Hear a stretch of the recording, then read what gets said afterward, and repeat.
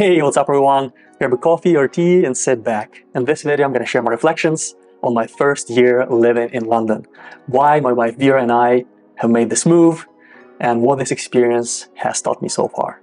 And also what's next for my businesses in e-commerce and software as a service. A lot of you know me as the guy who built and sold his travel brand. Some of you know me as the co-founder of ProductPinion.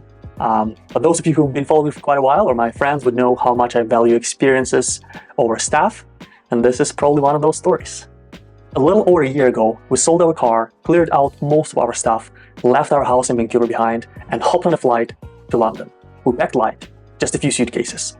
Not our first rodeo, as they say. Now, I moved quite a few times. I lived in Kyiv, Toronto, Kelowna, Vancouver, essentially roughly 11 years or so in Canada. And we even had this whole digital nomad phase when I was building my first business, like 9 months straight, Southeast Asia, Mexico, United States. Now, why London? It felt right to give it a try, and here's how it happened. One night, Vira's scrolling TikTok and someone's video says, if you haven't been to the Coldplay concert yet, this is your sign from the universe.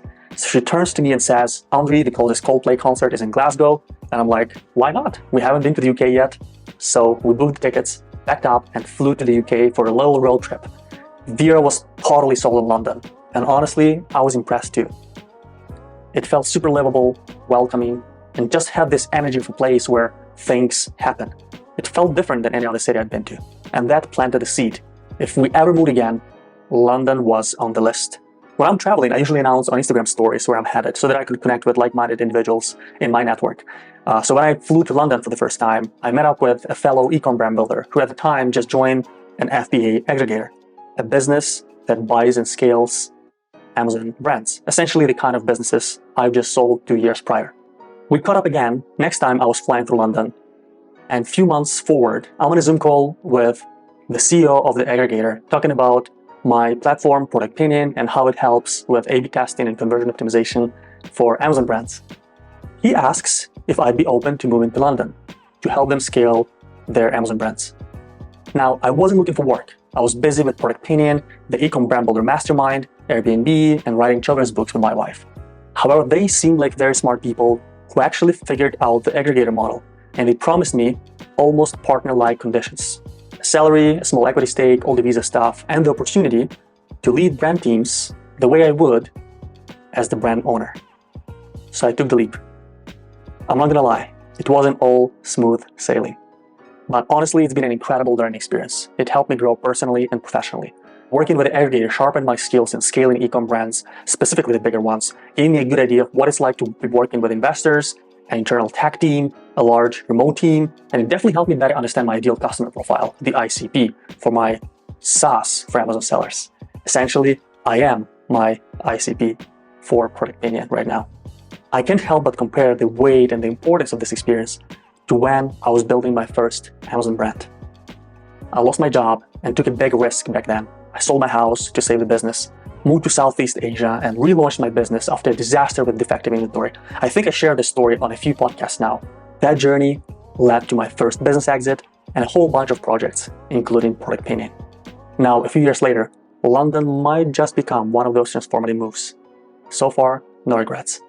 I recently presented my first year's review with the founders of Aggregator, and I'm pretty proud of the impact I made. I led projects that generated 115x ROI on my compensation, from automating daily checks to constantly improving conversion on our best sellers, launching a creator connections and brand ambassador programs. I've helped scale some brands in very competitive spaces. Meanwhile, ProductPinion is doing great too. In the same period, our customer base and monthly recurring revenue have doubled. And we achieved all of that through word of mouth, affiliate partners, and speaking gigs. My goal? Quadruple that this year.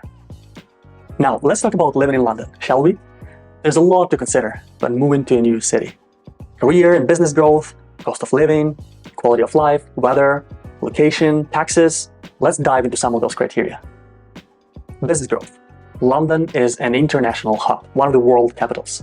It's ranked as one of the best startup ecosystems globally, and it's a place where you can meet top talent from all over the world. If you're early in your career or building a business, it's generally a great spot to be. If you're thinking about a job in the UK, I've heard salaries here are roughly 30 to 40% lower than in the US and Canada. Taxes seem to be overall similar to Canada, so no break on that front, unfortunately. Cost of living.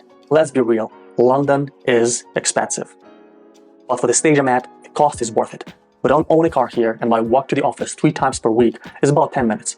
In terms of quality of life, as someone who spent many years studying architecture and urban planning, I love walkable and bike-friendly cities. Having said that, overall, it seems like we were able to afford higher standards of living while spending less in Vancouver. Weather. Weather is similar to Vancouver, but without the mountains and the ocean breeze.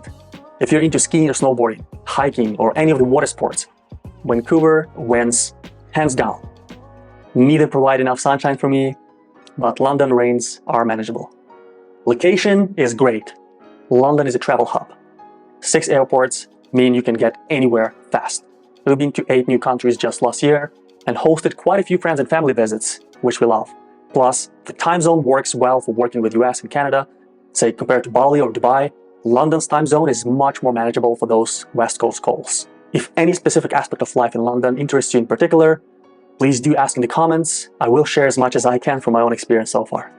So what's next? Well, I'm focused on scaling ProductPinion, meeting entrepreneurs, and continuing to consult e-com brands, including the aggregator that invited me here.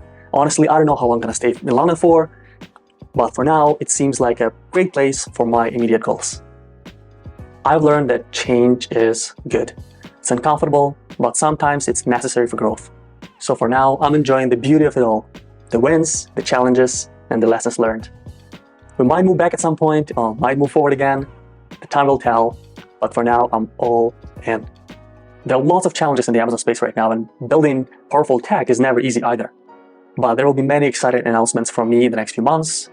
Speaking gigs, conferences, things I'm trying, things that work and don't work in the Amazon FBA space, and more of me just documenting my entrepreneurial journey. Before I wrap up, I'd like to apologize for not posting more. This past year has been crazy busy, and creating content takes a lot of effort. But this year, I'm focusing on growing ProductPinion, speaking, and connecting with fellow entrepreneurs. That being said, if you are in the e-commerce space, an Amazon seller, or a SaaS founder who's crushing it, I'd love to connect.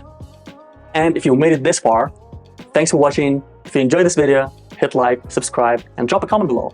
Let me know what you think about London, e-commerce, software as a service, and the whole idea of moving for growth. I'll catch you in the next one.